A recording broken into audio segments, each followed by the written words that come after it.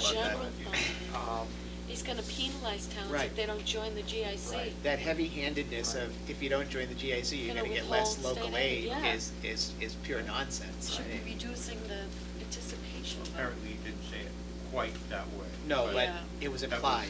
implied. Yeah.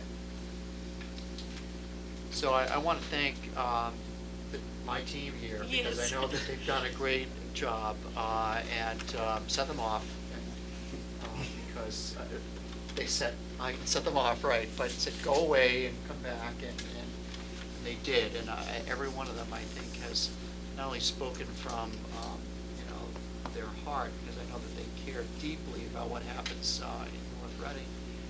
And so these are very painful discussions, but we're also taking it very seriously, because I think there's not one of us that doesn't recognize that these are very tough times, that this is not going to turn around in a year, and we have to rethink a lot of what we do.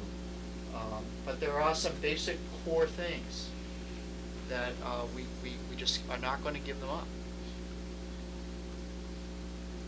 So I thought I'd present these tonight to give one pass, and I think, as you can see, that even with all of this, we're still not at a level funded budget. We don't even agree. Right. There's about another $500,000 to go. We can't Maybe get a little there. more, I that's our don't- back. Right.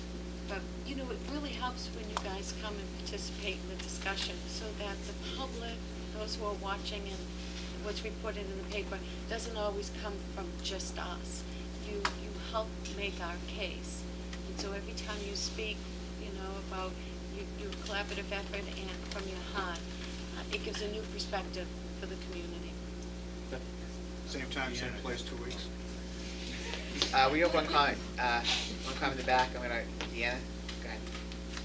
I just wanted to say that I hope the public in this community is listening loud and clear to the conversation that's going on tonight. We're having a conversation that straddles the possibilities of reducing the requirements for our high school students, or the possibility of reverting back to where we were last year and worse. Neither of those scenarios should be scenarios that we should be talking about. However, those are the realities we have to deal with. So when the going gets tough, the tough get going.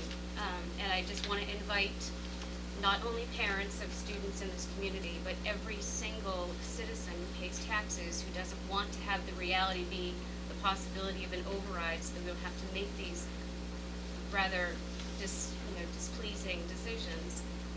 Please join, our advocacy efforts, because we're trying so hard to actually reduce the healthcare costs, but we can't. Parents alone cannot do these things. We need a community effort.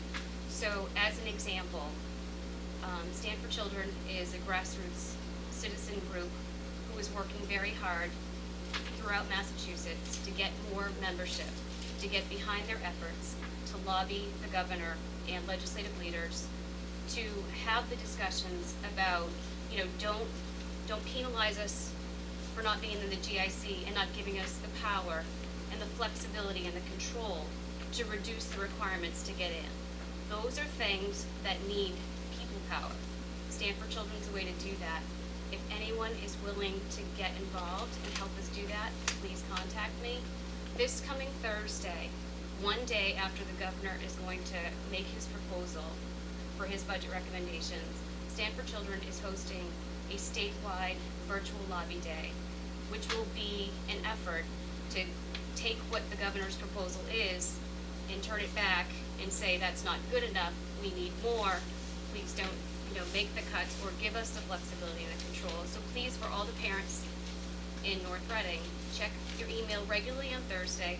At some point you will see a message from me or from Stand for Children, and we would just ask for you, just like you did a week ago, where 100 citizens sent 3 messages to the governor and to Sal DeMacy, who no longer, I guess, is in that role, to pray for us, and Therese Murray. 300 emails went out for North Reading alone, which was actually more than anyone else in Massachusetts.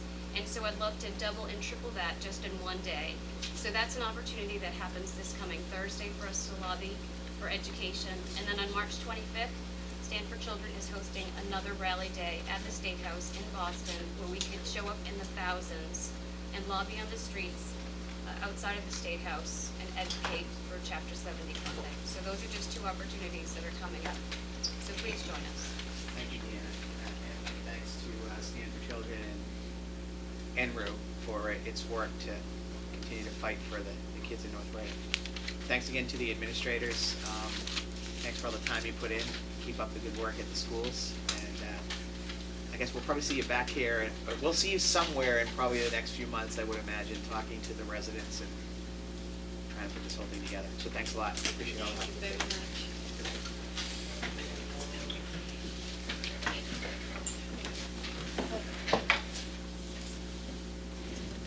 What is it?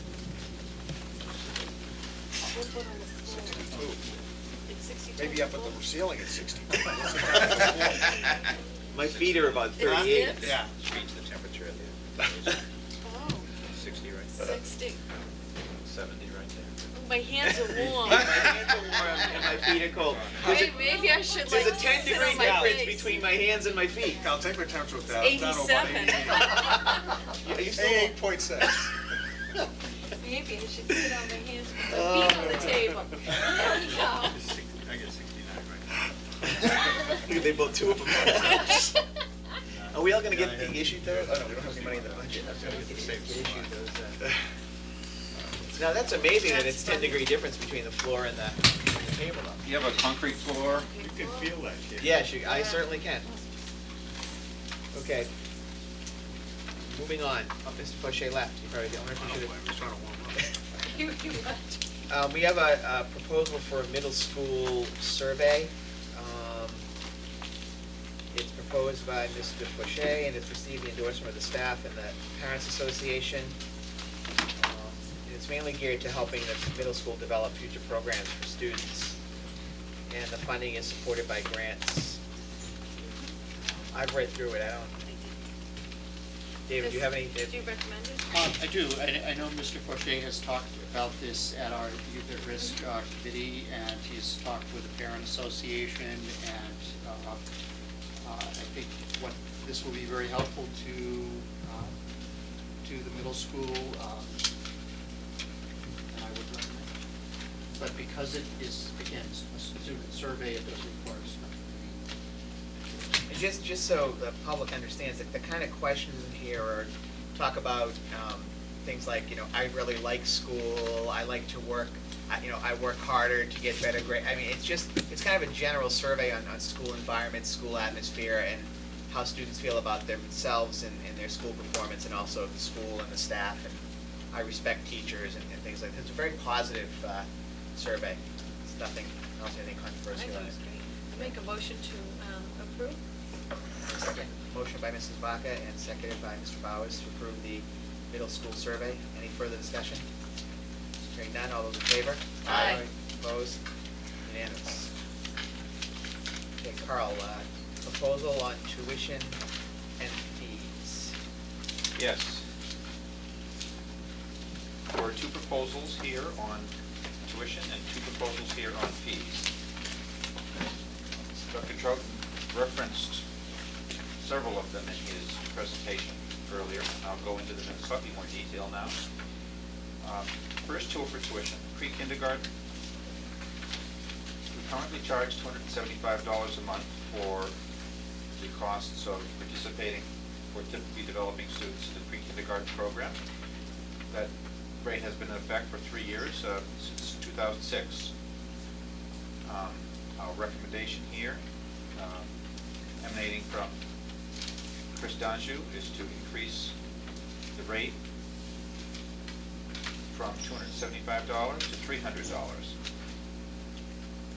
The survey that Chris Donahue conducted noted that the area costs for this program, we were below the median in costs for this program. And it's somewhat difficult to compare this program because every district has a slightly different schedule for preschool in terms of days and hours. having said that, she's confident in saying that we're just below median.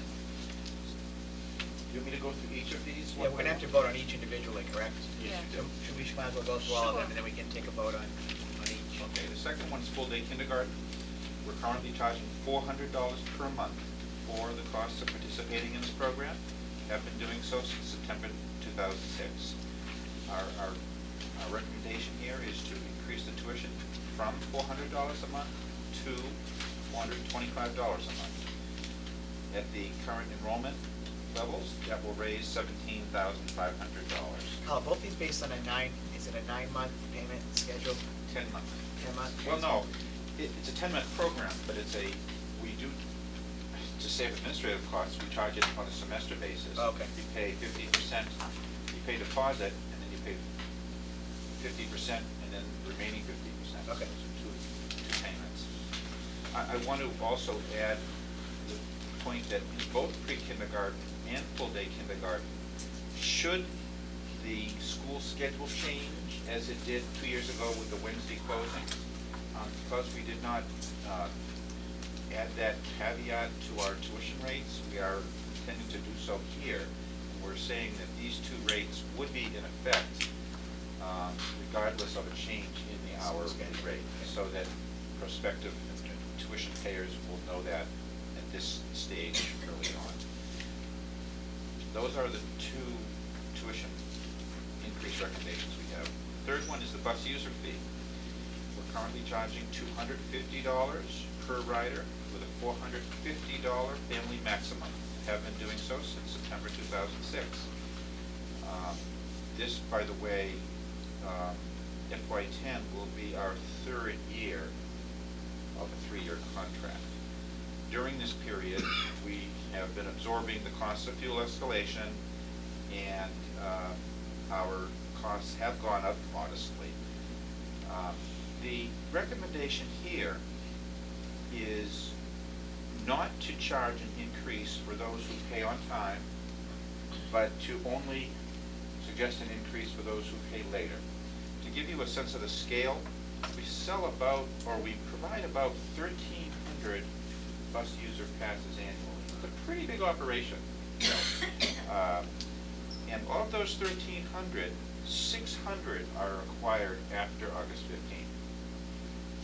I understand why. It's a lot of money. Why should you tie up your money by acquiring the pass early? I think that's probably what people's thinking on is, even though we do provide the notice in the bills, generally July 1. We do get them out to families, put them in the mail July 1.